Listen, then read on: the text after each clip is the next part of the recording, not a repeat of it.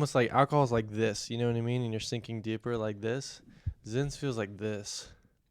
I don't know how to explain it, but it feels like that, right? Like you're climbing a mountain and Right, it's just right. like getting aggressively worse. And I turn my head, and it literally feels like I'm about to fall off, and then I'll just be sleeping, and I'll go like this.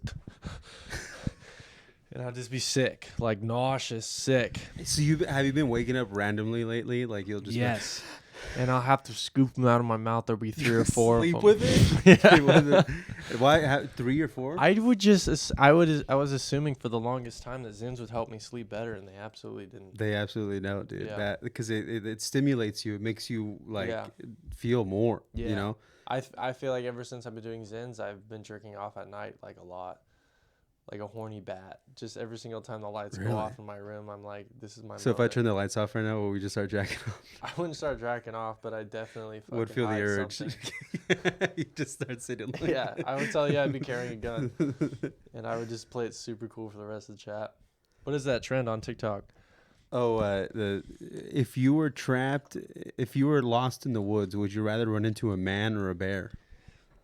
And apparently, all the women online are saying they'd rather run into a bear because if they got attacked, Oh, I can see how that could be viral. if they got attacked by a bear, they could go back and tell everyone, "Hey, I was attacked by a bear," and just have the proof. Mm-hmm. But if they say, "Hey, I was, I was at this forest, right? Yeah, I ran into this dude, I ran into this guy. and something bad happens. You know, one too many. I got 2 Twisters. crazy thoughts. What's your first thought? One is No, give me the second. Okay, that one's a good one too. You're in luck. It's so funny that in this debacle, if that's true, is that they're thinking at least I can go back with claw marks. What makes you think that a bear is gonna lightly attack you, and what makes you think that a man is gonna lightly molest you? You know what I mean? If that happens, you stay in the forest. You don't leave it. If you're getting sex trafficked to the woods like an elf, it's You're gonna be like that guy that makes the cookies in the forest. You're just gonna have to make a hut out there. I forgot his name though. I think it was Benjamin Button. No. Do you know what I'm talking about though? No, I don't. What? There's all the cookies that are like with chocolate on the bottom, and they come in small packages, and the guy lives in a tree. Oh, the little elf. Mm-hmm. The elf. Keebler elves. The Keebler elf? Yes. All right, next time we do a riff like that, I'm going to be like, she's a Keebler elf from now on. Dude, that would slaughter, but I'm not at that level yet. You know what I mean? I got to work my way up. Keebler elf. And then she was a Keebler elf. Cue laughter. Keeps going. Second thought about that is No, the first thought. the first thought. Because that was Yes, the second that's right. thought. This is my first So what was thought. your first thought? Sorry, I probably fucked up the drive there. I really want to know the second. I'm an even number guy. You know, I understand. Thanks. I was thinking you're math. You do statistics, right? Yeah, I failed once in college. I passed it the second time. So That's it was right. psych stats the second time. But That's yeah, right. Yeah. 2 times. You need Yeah. the 2-time thing. Yeah. I'm the same way with like one-time dates. You know what I mean? Chicks. I gotta go back one more time just Yeah. to tell them. Just to make it clear that the last time wasn't a sexual Right. assault. It was. It's more just if I have sex good enough the first time, she'll accept my foot fetish the second time. You know what I mean? You wait till the second time. Yeah. Yeah, To be like, all right, now here all the kinks are coming out. I usually suck a toad during missionary. First time. Anytime. Okay, maybe not first, but it lets them know that you're ready to clown. Sounds like heaven. Yeah. I Purgatory. Not people my age though. That's purgatory. Fetishes are purgatory for sure. You go to heaven, you know, like I did everything right, and they go, yeah, but I got right here that you had a BDSM fetish. Yeah, and You didn't do anything on it, but you had it. That makes you weird. You're in purgatory for the next 100 years. It looks like you tied up a girl after you got inspired by seeing a rodeo. Is this true? Mm-hmm. Yeah. Turns out you like fucking girls on their period because you loved the James Bond movies when you were a kid. Just the... And you're a fan of Japan. It sounds like you didn't want us to drop the bomb in World War II. Are you a spy? Right. He's just up there. They're talking all like politics. I don't know. Oh, I got something else to talk about Say too. it. Just let's keep following. Fuck that. No. Because I want to say something We'll else. come back to. I had wanted to say. No. that. I got 3 pins Dude, now. we're on the ADHD train and we're rolling. All I right? get it, We're not making no stops. But I think it's an important skill to know all the pins that you can go back to. All right. I still have a third point about the Hold on, Bears. hit the brakes. There's a deer in the railroad. Hit All the right. brakes. Go back. All right. Go Hold back. This is how we get good at callbacks. on. We're back. I lost it. 100%. I haven't thought about it too much and I lost it. Yeah. My mom was talking to me today and she told me that there is like a politician that lives in Tehachapi. Yeah. You heard about this. This is what Jay Brown was talking about? Jay Brown, shout out. My mom told me a completely different story. Oh, And I was like, it got telephoned. It got telephoned. Okay, so what did she tell you? What did she tell you? I don't know if this is. It's hearsay. This is allegedly stuff that we saw in the news. Yeah, that's true. But it's actually something we heard through the grapevine. Guy, politician, from Bakersfield, tries to fuck his daughter. Yes. His son stabs him twice. He goes straight to jail. That was Jay Brown's story? No, that wasn't the story. Well, I heard that. What was his story? I heard he was almost going to come. He was almost there. And then his son cock blocked him. Right. No, it was basically that. But apparently he didn't go to jail. I thought he went to like the psych ward or something. Yeah. God. And is that the way he told the story? I don't, If it's public knowledge at this point. Well, it wasn't public knowledge. It was someone that told, but he saw it off in the news. But That's so weird that this is sorry, what? It's so weird that Jay Brown knows. No, You know well, what I mean? this is just on the news, and if it's on the news, you're watching the news. So I could see that. I just don't watch any local news. I stopped watching it during the pandemic because people were fighting, and it made me scared. My roommate was watching the news today, and I criticized her for probably 6-7 minutes. Just made fun of her. I didn't like it at all. So you didn't criticize her, you bullied her. It made me think less of her. Why? I walked in. I started roasting all her LGBT flags on the walls. I was like, "What are you doing? Fix your life." You're like, suck a dick. Come on. Yeah. That's like, suck a dick. I slammed the door. So you ever hear about this too? If a tree falls in the woods and there's no one around to hear it, is there a sound? Right. Are you going to take this back to the guy who molested a girl in the forest? No, I was talking about the kid with the sword. No.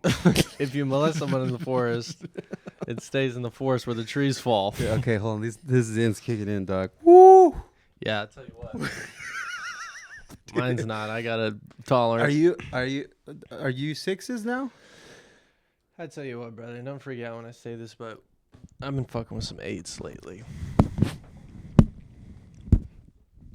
Yeah. When I say 8s, I mean girls. Who are at 8 out of 10s. Yeah, I figured. They give me 6 milligrams Zins, but I put 2 of them in at the same time. Oh, so you're fucking with 12s? Yeah. Year olds? Yeah. No, 12. No. I'm fucking with 12 out of 10. Yeah. 8-year-olds who give me. I'm fucking with 12 out of 10s that are 8-gram woman. Let me pop your toes. Dude, I'll never forget. Look. Recently, I was recently at this girl I'm talking to. I was at her house and she was playing games with her sister, and she was like, and I don't know why. I think I had a Zin in my mouth, and that's probably why. No, I have no excuse for this. I just did this, okay? She was popping her toes, and then she was like, "You want me to pop your toes?" Right? She was kind of saying it as a joke. Yeah. And I just went like this. Wait, what? Kicked off both my shoes and put my feet in front of her, and then her and her sister looked at me like, "What?" You're like, don't say shit you don't mean, bitch. Yeah. Pop them. What are you just staring at them for? Creep. Next, you're gonna ask if you want to. Yeah, don't say you're gonna do that. I have an idea for a podcast, and let me know if this is a good idea. Okay, I'll let you know quick. I usually know if an idea is good within 5 seconds. All right.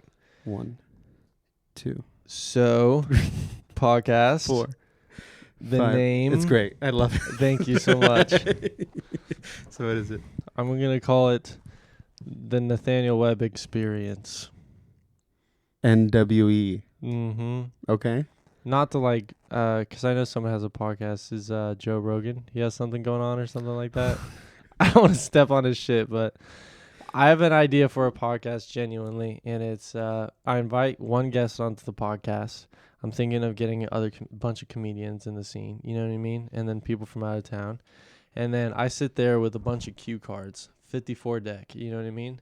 And I go through a word generator on my phone, and I pick some of my favorites, and then I just pull out a card, and then we riff off whatever that card says for 10 minutes, 15 minutes. It doesn't matter if we start with bananas and end with apples, you know what I mean? Just we start with that and we just keep going.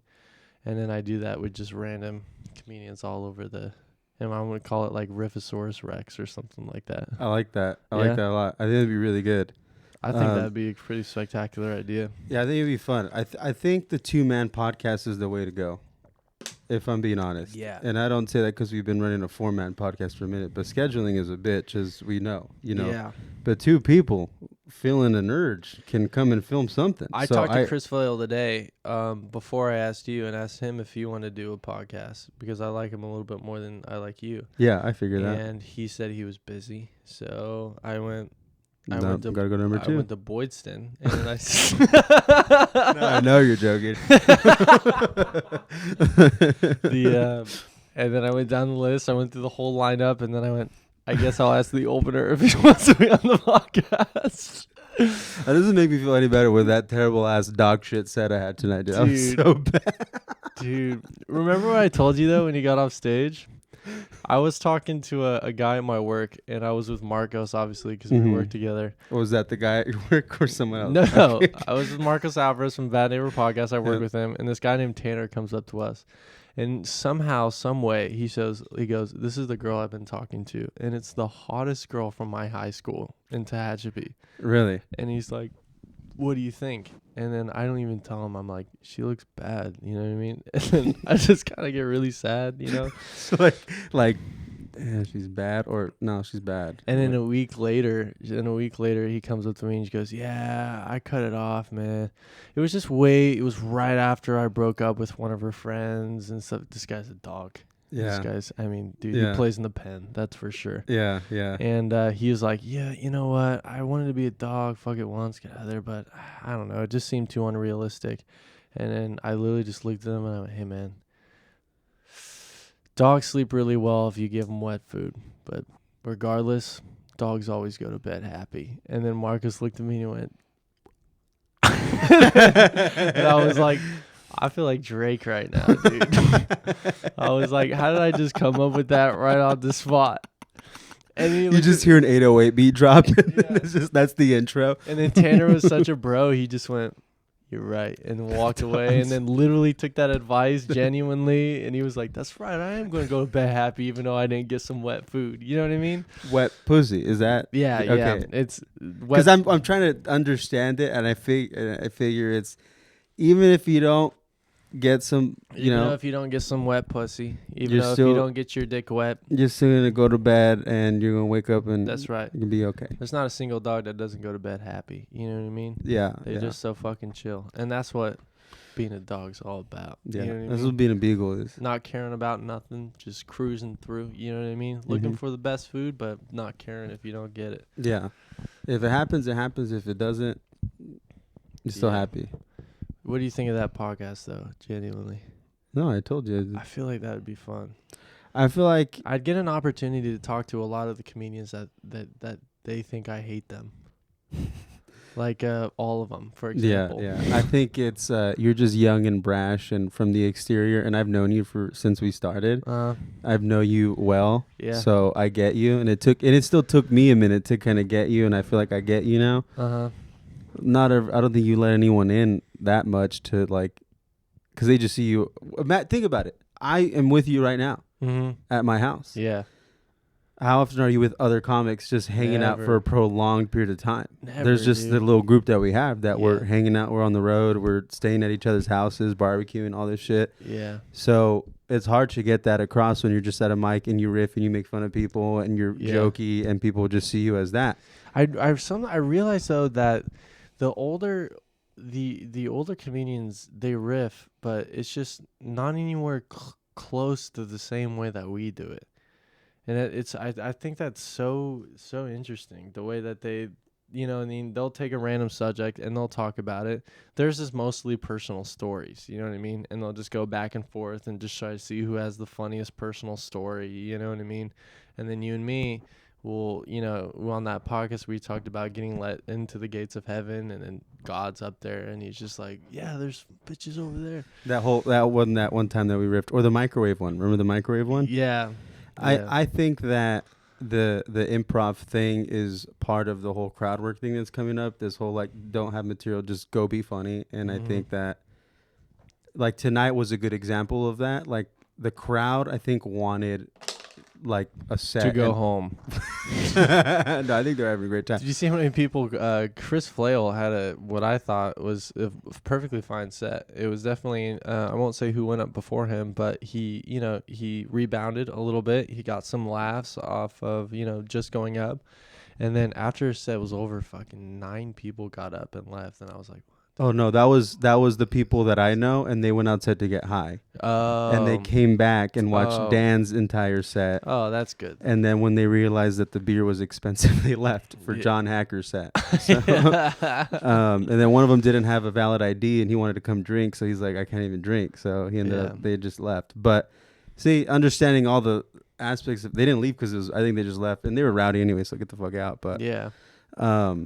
No, dude, I feel you completely, because I feel like my strengths as trying to be funny or trying to be myself is very diminished in a group setting. Like I get very wallflowery, and I try to. That's why I'm in the podcast. Like I just kind of sit and soak and absorb everything. Mm-hmm. But one-on-one, I'm a lot better. One-on-one, I'm like it's easier for me. So I've also been thinking of having a one-on-one podcast, just not maybe riffing, but just. Yeah.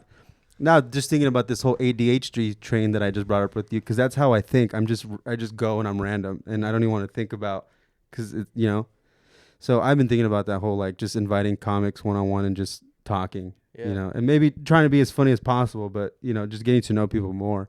Another interesting thing that a lot of the older comedians in the scene don't really do is that they don't bust each other's balls, like personal. You know what I mean? I think, yeah. Like, I feel like last podcast, Marco said that I put a Zin in the bottom row of my mouth, so you think that my bottom teeth are straight. Yeah. And it was hilarious. You know what I mean? And it was, it was something personal of mine, of something like that. Or we have a shit set and we make fun of each other for our shit sets and stuff like that. I feel like a lot of the older cats, like if you were to say that, they'd be like, oh, well, fuck you, because, have you done that? Oh, yeah, well, have you headlined here or that? But you know what I mean? I think because they know... Because if you were to say that to them, again, it always goes back to we all know each other, dude. Yeah. We all have this great friendship and bond that we've been working together for so long, doing stuff, hanging out, and we don't have that with the older people. They just see us when we go do our sets, and that's it. Yeah. I bet you if we're out at the bar after, that's when guard's down and people are drinking and like fucking up and fucking around. If a comedian comes into the scene and he's only been almost 2.5 years in. And if a comedian came into the scene and immediately just started fucking making fun of me, dude, immediately I would have immense respect for that comedian, just because, you know what I mean? He's just trying to bust each other's balls. You know what I mean? He's trying to, he doesn't take, I think one of the most important things about taking comedy seriously is not taking it seriously. You know what I mean? Yeah, dude, and just being able that's so good. That's so smart. That's another Drake line right there. It is, yeah. That's the first time I said that, and you can write it down if you want. No, I'm going to use that when I go on stage, because I always take things so seriously and I need to just chill out. Yeah. And I fucking seize up. So that's 100% right. I kind of have that partially written in that little thing that I read before I go up on stage. Yeah, I copy that, dude. Yeah. I started having one, but I never put it as my background. I change it a lot because I obviously change mentalities before going on stage. But one thing I've always kept in that thing is killing on stage is just as fun as bombing on stage. Yeah. You know what I mean? It's just up to you. Yeah. So if you go up on stage and have a really fun time killing, that's because you're choosing to have a fun time. You know what I mean? Someone could go up there and kill and not have a fun time at all, you know? Or you could go up there and eat shit and you can be like, this is death. Or you could just be like, dude, all right, now this is where it's going to get super interesting because I'm going to say some fucking racist shit right now. You know what I mean? Dude, yes. Did you see my set yesterday? I wasn't at the mic yesterday. Who hosted yesterday? I had a pretty good set, but it was one of the most embarrassing fucking things I've ever. I had who was hosting? Can you Ivan. Can you tell me about the night? Yes.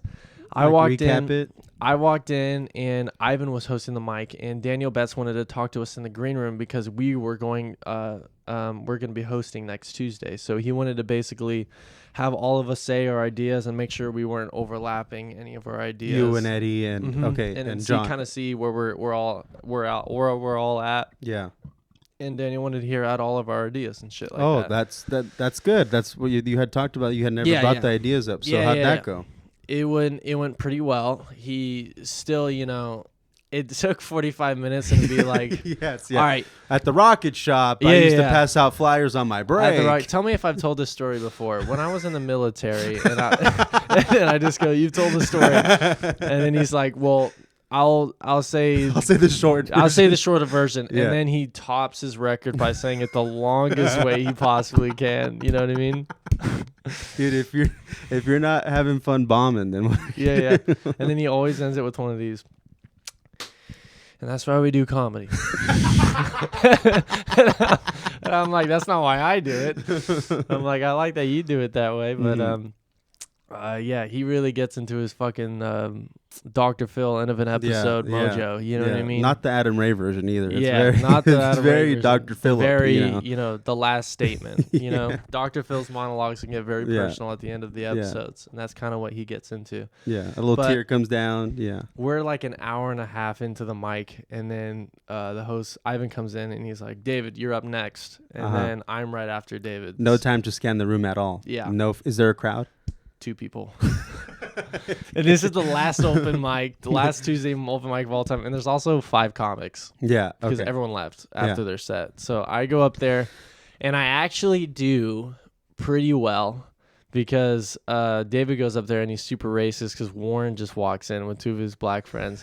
And David says some of the most the craziest shit I've ever heard in my life. He just walks in, the second Warren locks in and goes, "Hey, what's up, man?" And I'm like, any other person, I'm like, that. There's no way that's allowed, you know? He goes, "You trying to roll up some Russian whatever it is?" Like, but then we go back to this whole Warren's a comic. Warren's a comic. He understands it, and that's how did he handle it? Not even kidding. That's why I have so much respect for Warren. Warren have so much respect for me because the first open mic that I did at his Room 82, I fucking made fun of him for 3 minutes. Dude, that was the best. And he was just like, "I love you, bro," and I'm like, "That's so sick." And then he roasted me back. He said plenty of shit about me. What started it was Warren was on his phone and the volume was on and the volume went off and he went, "Of course it was you, Warren." Of course the black guy doesn't mind turning down his music before he walks into it. And then he just goes on for 4 minutes.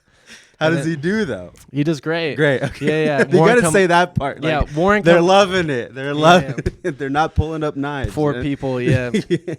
And then he does all right, and even Warren says after, he goes, "Hey man, for shit like that, I mean, usually I would get mad, but it was funny, so there's nothing I can say." And then I go up there and I go, "Hey man, I don't fall for all that racist bullshit. Okay, all right. I'm just glad." Warren, you came in with 2 other friends and you all sat in different spots because you wanted to make sure David didn't have an exit so you could kick his ass. You know what I mean? And then I played my diss track over the microphone and then I did all types of shit. And then I did a few jokes and the 2 people liked it. And then I tried doing a joke where I go on a ramble and I just couldn't get it out. The one with the the chick and the jokes? Is it Mhm. that one? Yeah, yeah. Yeah, where I go. And you know how girls, when you're dating Yeah, them, yeah. they always laugh at what their boyfriend says and they don't take it super personal. And even though you're just taking a little dig at their insecurities, they don't, and then that whole rant I go on like for 4 minutes and then I literally stop at 45 because I'm crashing on like 700 milligrams of caffeine. And I'm like, you know what? Sorry. I chose too much words. I shouldn't have done that joke.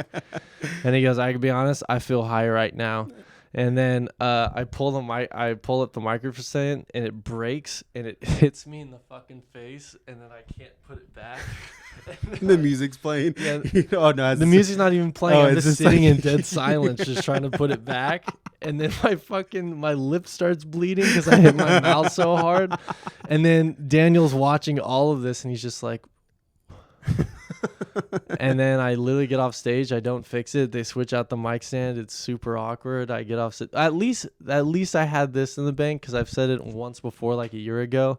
I said, I know this is gay, but what's more gayer than Freddie Mercurying the rest of this set because I had pulled out. You know what I mean? Mhm. And that's how Freddie Mercury would hold his mic stand. Oh, Say right, that. right. I get it laugh, and I'm like, all right, you guys can go ahead and just sit on that joke while I try to fix this. About 25 seconds go by, can't fix Oh it. Jesus. Just go off, complete silence. And it's so funny because Betts was in there. He goes, I don't want a host who goes up there and says, sorry, I'm high, or pulls a microphone and hits himself in the face. And then literally the only set Daniel's seen in a year. And I did both those things in the same set. I even said that on stage too. And I was like, oh my God, dude. But, he didn't say anything on it. And he still trusts us for the mic. What we're going to do, we changed it a little bit. We're going to have an improv section at the beginning, and then we're going to do the talk show shit at the end. Oh, okay. So is that what you guys talked about we in the don't meeting, want it- or did you guys come up with that on your we own? came up with this. We so badly just want it to be just the vote off process, but we know comedians are not going to want to do that. You know what I Yeah. mean? So we're going to have full first of the mic be improv, and to change it, we're still going to do the phone things. So you can go on your phone and you can send suggestions to the comedian, and there'll be a TV right in front of them, and That's you'll dope. see all of suggestions in front of him on the TV. So you don't have to yell out or anything. He'll just see a bunch of prompts right here in front of him on the TV, and he'll just riff off of it for 5 minutes. Mm-hmm. And then after that, we'll go up on stage, go on the show, and then we're like, all right, these 5 people are contending for a 10-minute set next week. Let's see how they do. And then if they vote you out, I get a air horn and go, Yeah. come take a seat on the couch and come talk to us. And that's where we're gonna have to get really honed in on improv and conversational, you know what I mean, just like how people would make people laugh at on talk show, you know what I Yeah, mean, which I yeah. think is something comedians would actually want to do. Yeah. But if they lean towards some more of the improv or lean towards the end of the night, that's what we'll end up doing more of. Yeah. We'll see how it goes though. It's probably gonna be a shit show, but we'll see. Are all what the happens. technical aspects worked out? You guys got the projector down and Yeah. already know how to connect to all that shit? Yeah. Really? Yeah. We don't have sound though, but that's not going to be a problem. We'll see. Well, it's just the web. It's just we don't need sound. yeah. We'll see what happens though. It's gonna be high risk. You should have heard Eddie's idea What was it? about getting a bunch of sponsors and giving it to Dan, getting all the sponsor money to Dan, so that way if he doesn't make it up for drinks. And I'm like, you're literally just getting sponsored so your mic doesn't get taken down. You know what I mean? Mm-hmm. And I'm like, that's actually a really good idea. And I'm You like, got to get money for ads somehow. yeah. So that's gonna be fucking dope. So How I did think- Hacker talk about his mic? Yeah. How's he gonna do It's it? gonna start off every Thursday with 4 10-minute sets. Really? And then everything else is just gonna be a regular open mic. So Really? it's gonna start off 40 minutes from 10-minute sets from really good comedians to start off the crowd. You know what I mean? Yeah. And then the rest is gonna be 5-minute sets or 4 3-minute sets, however many comedians are there that night. Really? Yeah, I like that idea. I like that idea a lot. But I feel like me and David, as the youngest comedians and the comedians with the most tech savvy, you know what I mean, ability, it's almost like our responsibility just to make fucking the craziest shit anyone's ever seen. You know what I mean? Yeah. And I think that's better for audiences and for getting people there in comics because it's so different and it's so unique. And it's going to be a good skill that a lot of people Yeah. should utilize. Yeah. Yeah, that's what we're praying on. Just hoping that the crowds come out, because I mean, Canoodle does something very similar. Yeah. Yeah, a lot of. How do you feel like you're stepping on their toes doing something similar? I gave Canoodle all their ideas. So For I talked to Rivers and I was like, I think I'm gonna do an improv mic, and he goes, "Hey man, do you mind if I copy your idea for the improv mic?" And I'm like, "It's improv, but it's not. It's no one's idea. Just do it. You know what I mean?"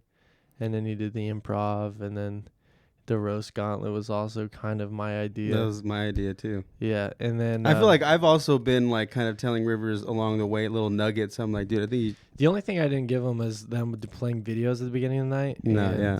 I thought that was such a good idea at first, and then they just had nothing on the videos ever, and I was like, never mind. We're just watching fucking Mexican-based TikToks for the first 23 minutes of the open mic. You know what I mean? Yeah. No, I think it's I'm excited for it. I'm almost like I want to quit my Tuesday job so I can be there more.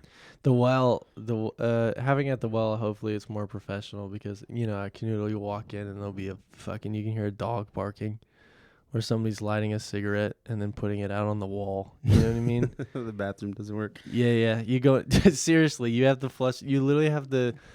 I just remember every time I took a shit at Canoodle, if I flushed it and it didn't work, I have to be like, fuck.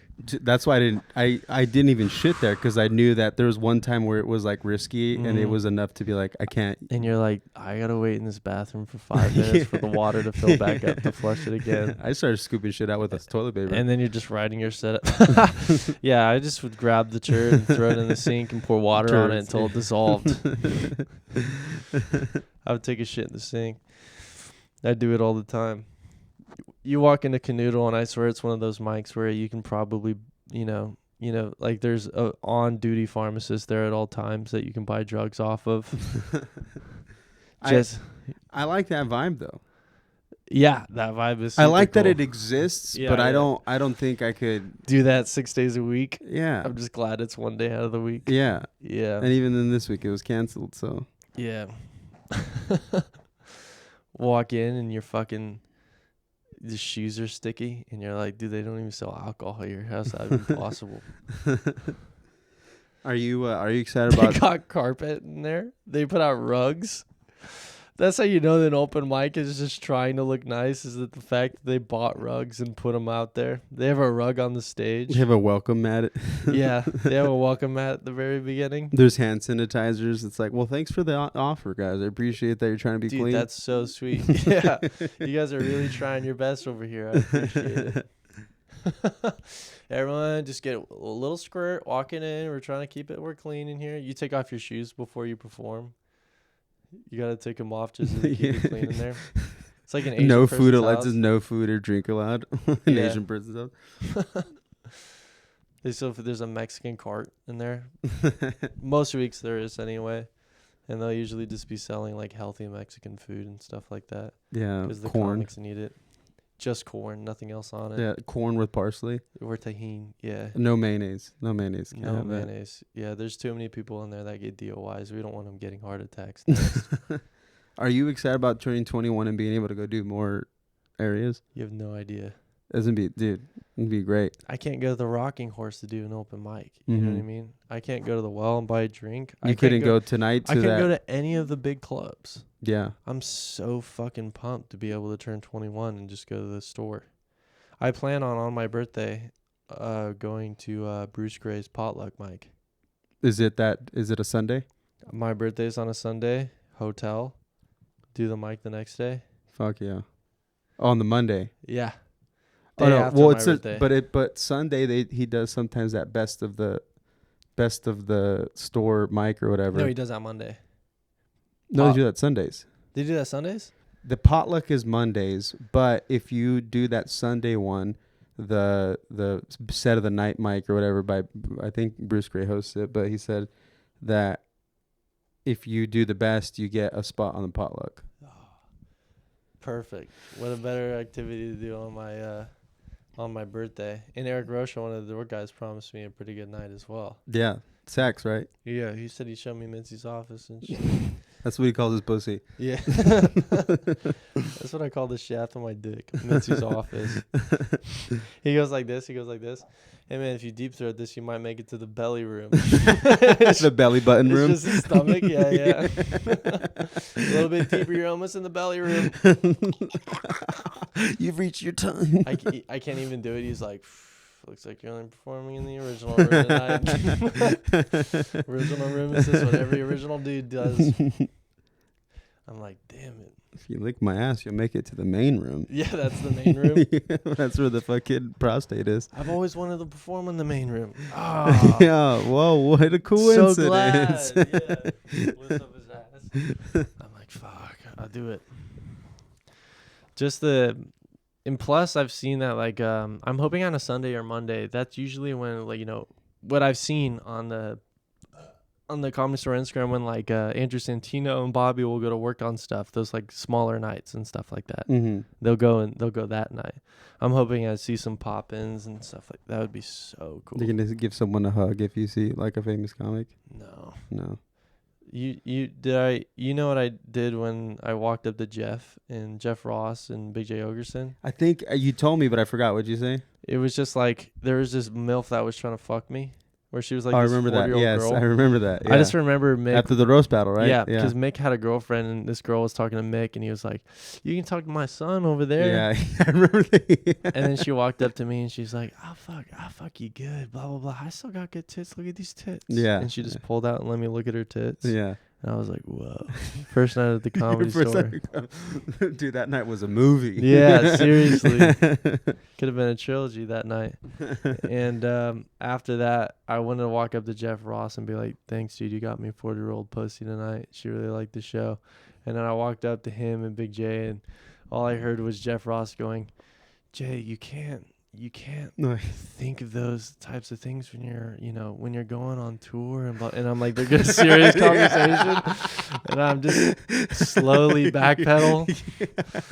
And it's funny because they never looked at me, and they didn't look at me as I was backpedaling away awkwardly either, because they were like, just so in the they're zone. like, good. Yeah, you're talking. They're like, good that someone just knows their place. Yeah, and goes back up. You know what I mean? I like to see that, just the security camera footage. Yeah, like, you come in like skipping and shit, and you see him like you just slowly start walking back. Here's a replay of Nathaniel just dragging his feet all the way back into the fucking parking lot after trying to address Big J Okerson.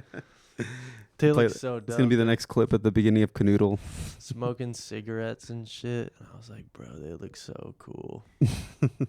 Imagine if I was able to talk to him. There was another moment where I was sitting in the main stage, and this is when they first let me into the main room, and I was watching it before you guys came in and watched Daniel, before we knew Daniel was performing that night. Yeah. And I was literally just sitting on the stool, and I was like, this is so fucking awesome. And then Jeff Ross comes up, and then I'm sitting on the chair on the very, very edge of, like, here's the hallway that goes outside to the original room and stuff, and I'm sitting on the first chair, and Jeff Ross just kicks back right here on the wall right next to me. Yeah. And I'm like, just be the coolest motherfucker right now. You know what I mean? Yeah, Don't talk to him. Even though like I could literally go like this and poke Jeff Ross with my foot. You can rub his head. I'm like, just be cool. Just be cool. There was one night that Marcos and I went, and Bruce Gray got us into the original room. And he got us into the back section where the comics sit. And he sat us next to Jeff Ross. And me and Marcus were like, dude, that's Jeff Ross. Like, it's so funny because that whole night, dude, I played it so fucking dope. And I'm so proud of myself for being except for that one coincidence where I had the back pedal. Yeah. Like I bumped shoulders with Big J, and I looked back and I didn't know it was Big J. Mm-hmm. And I looked back and I'm like, I'm so sorry. And he's like, nah, you're all right, man. And I went, I just talked to Big J. yeah. And I'm like, might as well send him a follow on Instagram. He might get me back. You know what I mean? He's like, is that guy that just bumped That's into the guy me? that just bumped into me, right? 800 followers? Yeah, let's Hits get me up. Hey, man, I'm doing a show in Reno. Bumping shoulders him, and I played it so cool, and it was so funny because I went back to Marcos, and I was just like, what's up, man? And he was like, did you see that Big J? Oh, Big J! He was like, dude, for He-Man Wars right there. And I'm like, Bro, chill out, you're dude. being such a pussy right now. Dude, dogs always go to bed happy. Chill I out. literally looked at him and I was like, don't talk about my friends like that, bro. Be cool. You're like, be cool for my homies, dog. They don't like fucking with you like that, dude. Yeah, you're always fucking dick riding, dog. Yeah, I'm like, bro. You gotta. You ever had a thought in your head where you're like, technically we're colleagues? Yeah. I know that's how Julian thinks of it. He's like, We yeah. both performed at the store. Yeah. Me and Daryl Hammond, we go, yeah, I don't know. Yeah, we go back. I got his number in my phone. Daryl number gave him like his ex-girlfriend from 2 years ago's number, and he's like, right here. Yeah. I can't wait to turn 21. I got a clip that's coming. You know, the last show that we did with wait, were you at the Jeff Dye show? Yeah. Were you on the Jeff Dye show? Were you? I opened for you. That's right. Okay, sorry, I can't remember, to be honest with you. I usually don't remember the openers. Yeah. Yeah, I got them wet for you, dude. I'm in the green room talking with Jeff. I don't have time to go out and see everyone's set. You know what I mean? Dude, that night, Mm-hmm. for the first 5 minutes, I asked Chris to give me both angles. First 5 minutes. I'm sending that to every single fucking club when I turn 21. Dude. Yeah, yeah. Dude, when I go up there and I say, geez Louise. Oh, and yeah, I just yeah. sit there Oh, and I you go like, smashed, yeah. just look at the crowd. Yeah. Don't do nothing.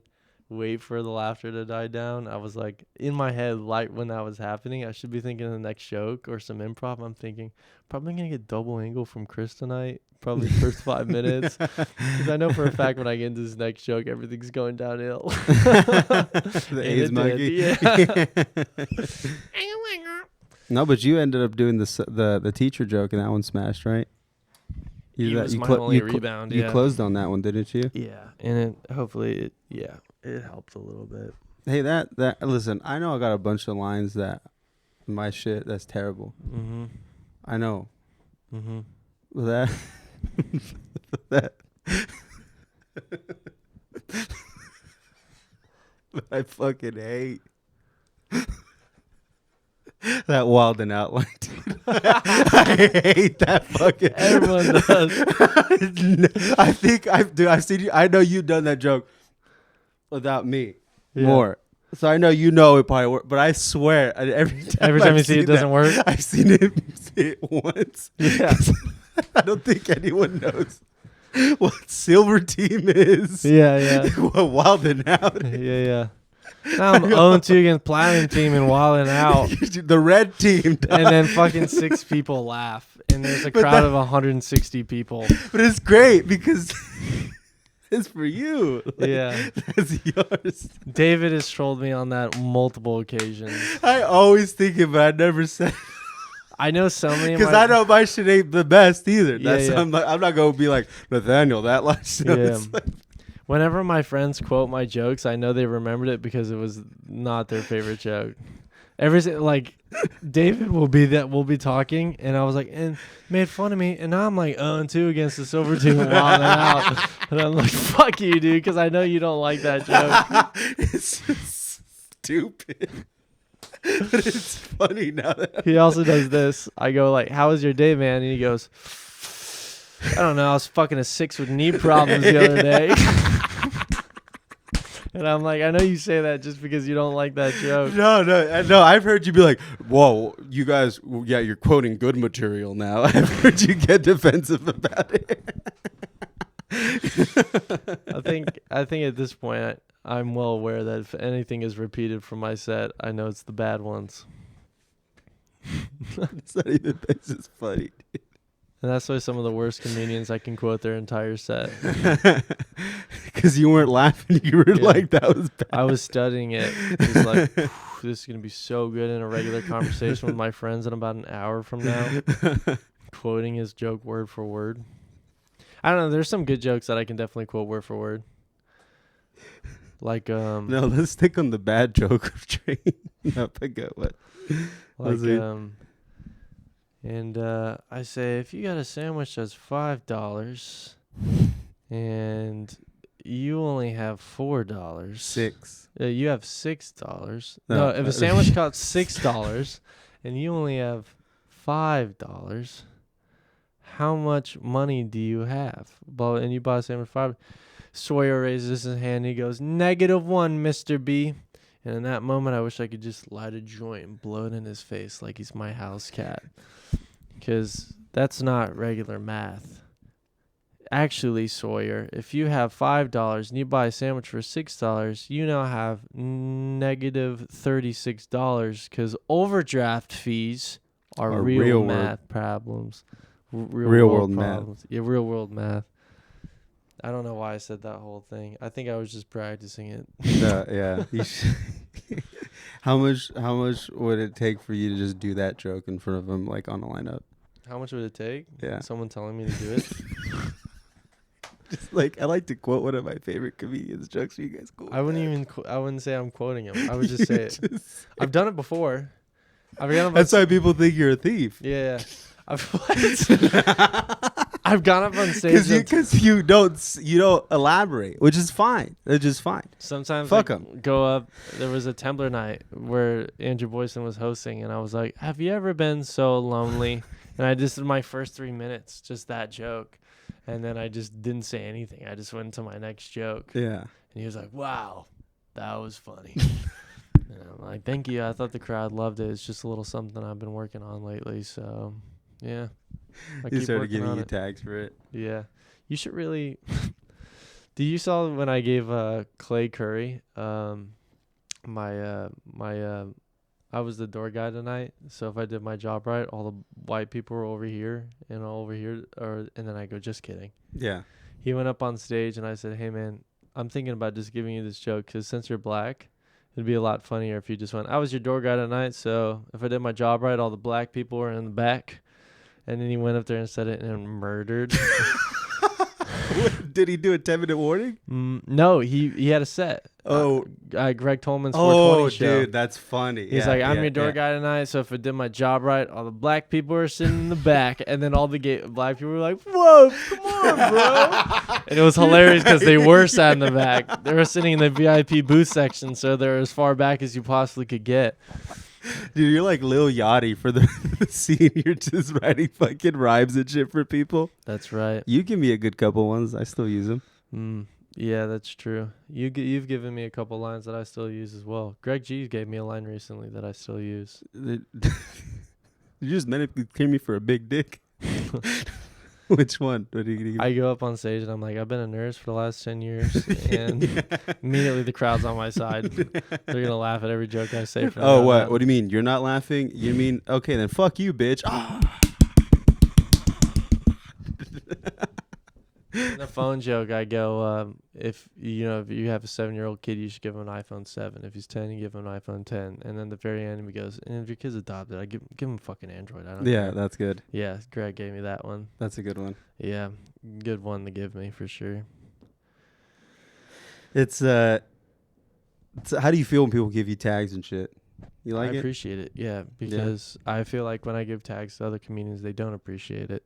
Yeah. And then so I'm like, we're helping each other. We're all in this battle together. You know what I mean? We're not trying to be, we're on a basketball court. If I go up and try to teach you a new move because I think it's going to, really fucking add to your shit, don't be like, "Nah."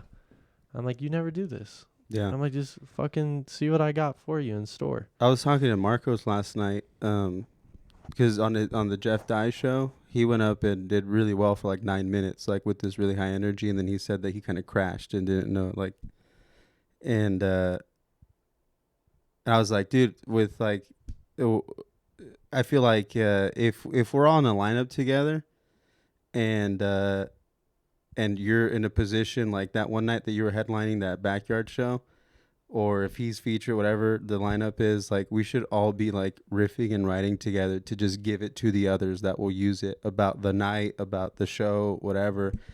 I think so that we're all like in tandem with it, just like, riffing and vibing together, and then it shows when we're all on stage together, and it's not like we're just separated. But yeah, I like that idea of just like writing together, especially before a show like that. Yeah, we're absolutely powerful in numbers. The roast battle, the big roast that they do for Tom Brady and shit like that, those are They all write for each other. They all have writers. You know what I mean? They're just trying to put on the best performance. Yeah. It's not gonna. I've given people jokes and then they just slaughter them because they don't know how to say them correctly. You know Me what I mean?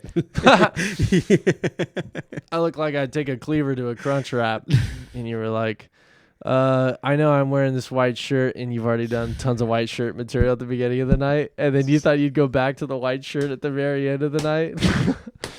And you're like, yeah, I'm wearing this white shirt. But I look like I'd work at Taco Bell. I look like I just use a cleaver to cut a crunch wrap. Yeah. And then I was like, nowhere close, but I see where you're going.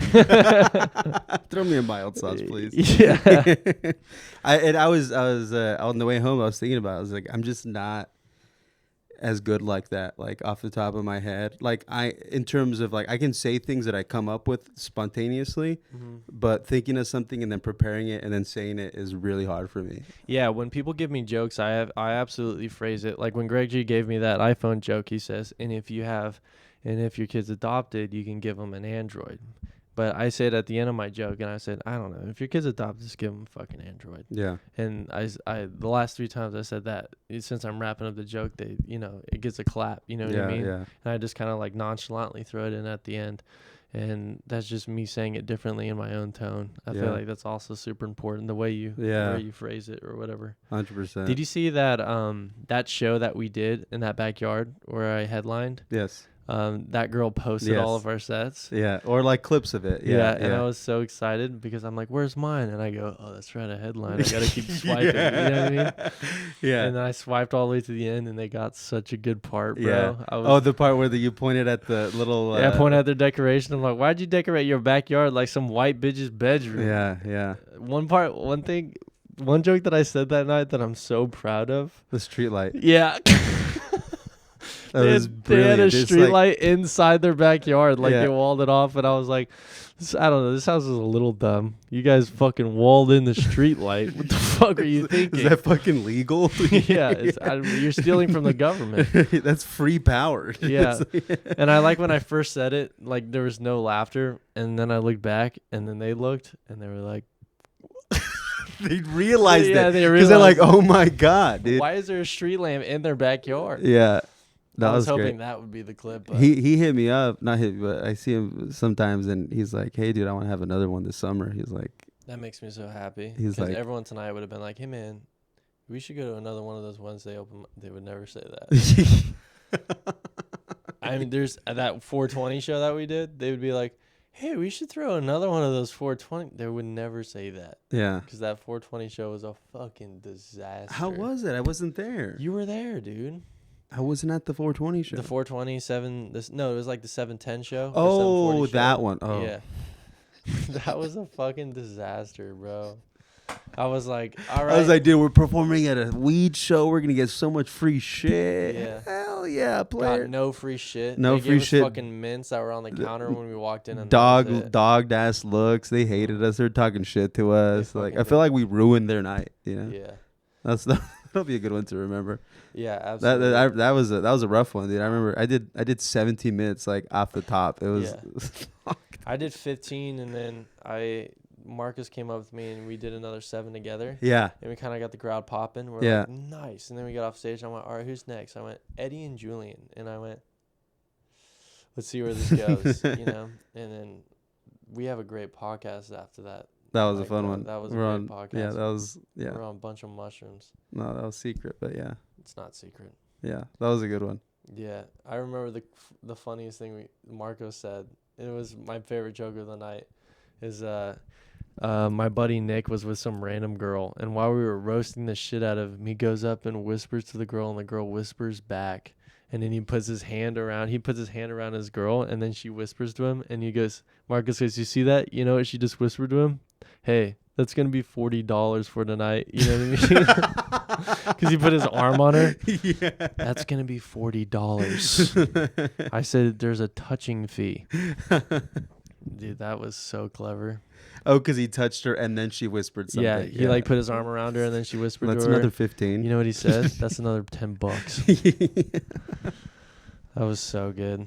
God, I wish, although as much as those are, those are the ones we remember because they're fucking dog shit, and those are fun mics to remember. You know what I mean? I'm not gonna remember all the ones where we did good. You know what, dude? I feel like I remember more the ones that were like not the best either. That set that I had, that I was just telling you about, that I had on Tuesday, I'm gonna remember for the rest of my life. I feel like I'm high right now. You started bleeding. I look like an idiot, dude. That'd be a good, like, you ever see those old SNL sketches where, not old, but like maybe 2010s, they do this whole like, I forget which one was it, but someone got like their arms cut off and then blood just started squirting everywhere, and then it was just like crazy amounts of blood squirting. I think I know which one you're talking about. Are you referring to the what is that called when they put needles? They put needles in someone's back. Acupuncture. Oh no, I know what you're talking about. You're talking about when they're all in the classroom. Yes, the classroom. And then Pete one. Davidson goes, "Yes, yeah, we should." And he stands up, and the fan catches his head, and he gets his head chopped off, and they're like, ah.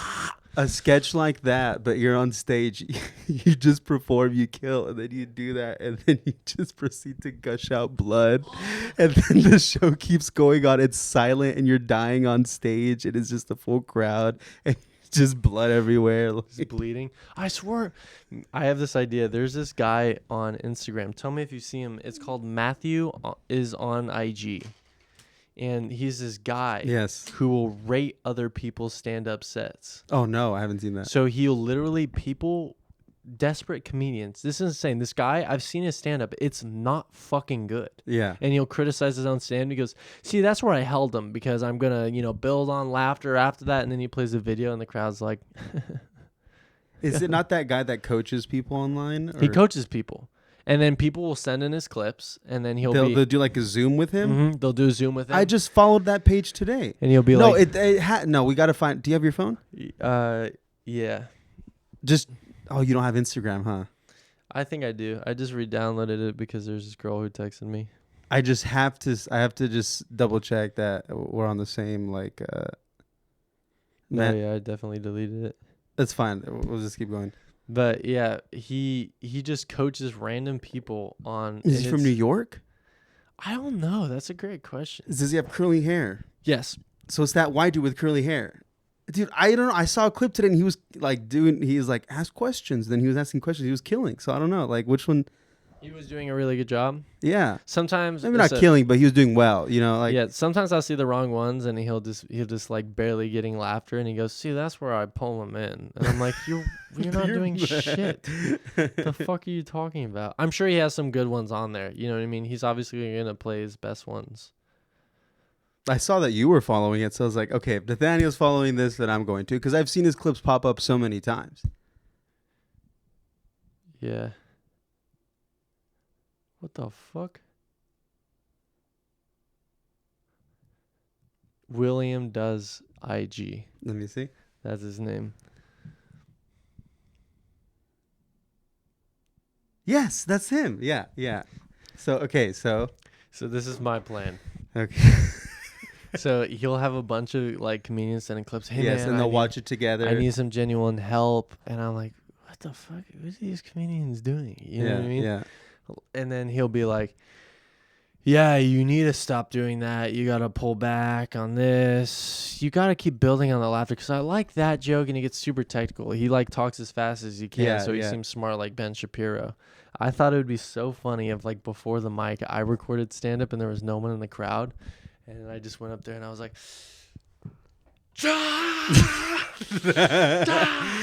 oh, you guys don't find that funny? Fuck you! And then just blood, and then blood comes out of my face. And I'm like, I don't give a fuck, and just scream on stage, look like a complete psychopath, and then send him the clip and be like, hey man, I need help. I'd love to have you. Watch it. And he would do it. You know what I mean? Because that's his most clickbait shit he's ever gotten. And then just sit there while he's like, you really gotta Oh, stop some experimental focusing on- stuff. I like Yeah, that. He's like, I like that you're being experimental, but you gotta hold back because you gotta make sure the crowd is on your side. If you start making fun of the crowd, then and just have them go. Because if the crowd sees that you're bleeding, they're not going to like the blood. And if there's too much blood, they're just going to get disconnected. And if there's just this disconnected, there's just going to be no laughter. And then no laughter is what leads to no bookings. And if you no bookings, you're going to call me. And if, listen, you really should just be careful when you're hitting your head. I suggest you wear a helmet, put a guardian cap on, and pull back. Just settle down. Let the room fill you. This is what I imagine is going through Angel Pineda's head when he's watching our sets. You know what I mean? He's like, there should be more here. But imagine sending that in and he's just trying to help you, and you're like, yeah. I go, You're just retarded. I get in an argument and I'm like, I think that's a terrible idea. What are you talking about? That's fucking stupid. But it's like the worst stand-up clip of all time. I don't know. That's retarded. He's gonna realize you're doing a bit and then start coaching you. He's like, "Listen, if you wanted to be funny with this, I suggest you." Like he starts criticizing the bit. That would be hilarious. So if you're gonna send in a fake clip, what I would do is, and if you're gonna try to be funny with it, I would try to go the counter opposite of this perspective that you're doing in the clip, and then be a completely different person when you're interviewing. Imagine, dude, that would be fucking. I'd be like, damn, that's good. Yeah, I'd be like, all right, okay. You know your stuff. What can I say? Right. Do you work for the CIA? Just like grab his neck, just like. Yeah. We did the first in-person interview. Oh, yeah. He just starts giving me advice, and I pee my pants. I'm like, I don't know. You stand up and the camera's just like, your pants. No, you stand up. You're just in boxers. Yeah. He sees me walking towards the door of my bedroom on Zoom, and you just see shit falling out of my pants, and I'm like, you're in a padded cell. I'll be right back. Dude, you mentioned that SNL thing. Like I've said this before. The reason I started stand up is because I watched SNL when I was a kid. Sure. One of my favorite skits, it reminds me because that bloody one you mentioned, is this acupuncture skit that they do. Mm-hmm. And the guy's laying on the bed, and they start putting acupuncture in his back, and then they pull it out, and it just starts squirting blood. Just like a clean stream of blood. Yeah. And they're like, fuck. And they're putting their hand over it. And the guy's like, is everything okay back there? Yeah. And he's like, is everything all right out there? He goes, yeah. And they keep pulling him out, and just blood is geysing everywhere. He's like, you know what? I really do feel relaxed. I feel... I could go to bed right here. Yeah. That's got to be one of my favorites. Did you watch SNL when you were a kid? Not when I was a kid. I watched all that. The Nickelodeon one. The one that's on the news like recently with like all these kids that got like the Drake Bell and all these like I used to watch that stuff, but when I got to college, that's when I started watching more SNL and like that type of comedy, like sketch and improv. I will some people can't even bear it for a second because they're like, oh, that's corny. You know what I mean? They can't handle the structure. Yeah, when I watch SNL, I'll watch the whole thing. I won't enjoy an entire bit, but the next bit will have one thing that I find hilarious. Sure. You know what I mean? Like Shane Gillis was on it recently, and he does this Jamaican bit where he's in a Jamaican church, and the whole thing is so unfunny. Mm-hmm. But at the very end, Shane Gillis does a Jamaican accent. He's like, "No, you gotta feel the love, brother. You know what I mean?" Mm-hmm. And then I don't know if you saw that one, but I didn't. once I saw that, I was dying laughing, and I was like, "That was worth it." You know what I mean? Sorry, keep going. You know, they only get to write their jokes in a week, and I always think about working on SNL and becoming a writer and being like, I don't know, I would have gone crazier with that, but you can't take risks. You know what I mean? Because you're on a fucking. So many people are watching that, but I think that's what they need to do. They need to take risks, you know. There's this my favorite SNL sketch is the Louis C.K. one where he's working at a phone store, and this black chick comes in, is Leslie Jones, and then he starts doing like a fake black accent, and then she overhears him, and then she's like, "Are you just talking like that because I'm here?" And he goes, no, that's how I really talk. That's how I be talking. And then he has to commit.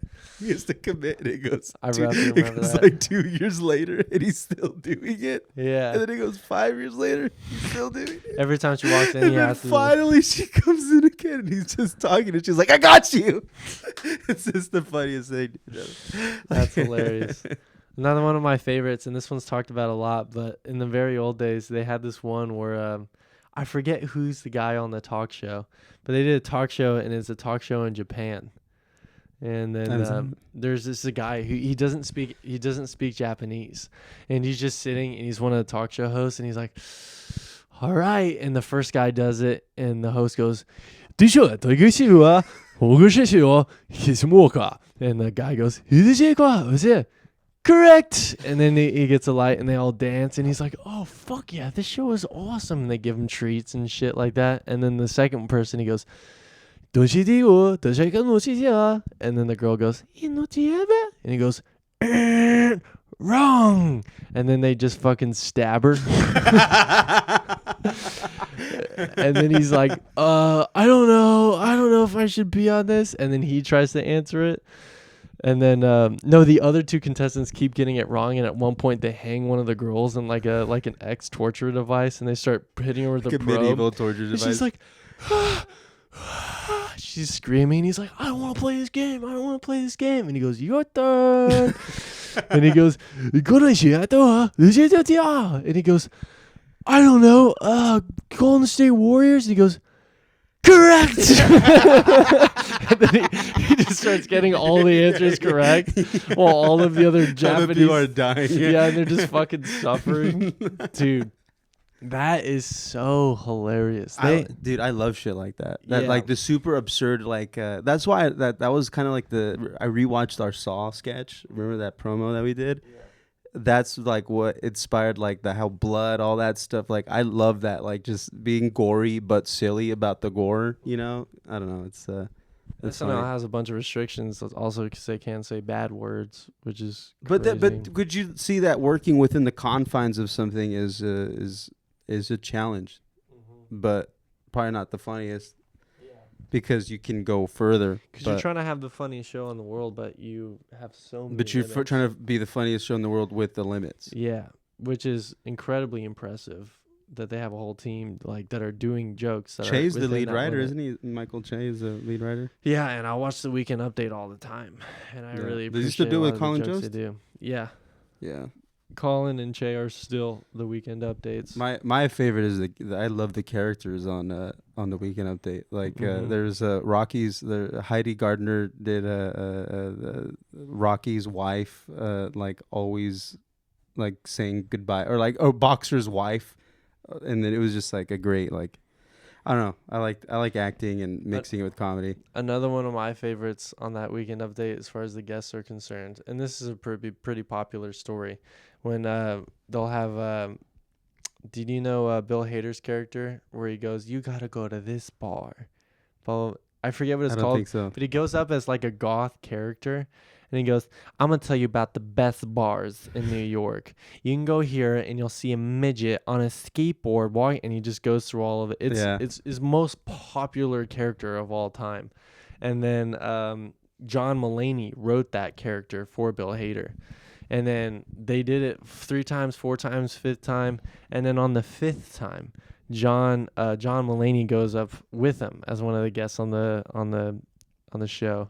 And he goes up as his lawyer, and he goes, I'm just going to make sure that he doesn't say Stefan. Stefan is his name. I'm just going to make sure Stefan doesn't say anything crazy. Mm-hmm. And Stefan doing the bit, and then John Mulaney whispers something in Bill Hader's ear, and then he just walks away. And then Bill Hader just breaks character and starts laughing. Yeah. And it was literally just because John Mulaney whispered in his ear some random bullshit that had nothing to do with the entire skit. I'm like, that just sounds so dope to be on set. And then I don't know what John whispered, but he was just like, if bananas could curse, then they would probably. And then Bill Hader's just like, what?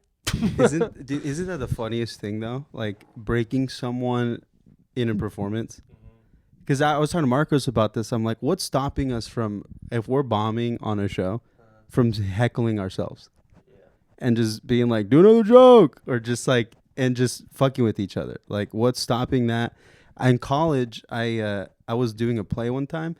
And we would be in the wings and while other actors were like on stage acting. And I used to love making people break while they were on stage. And I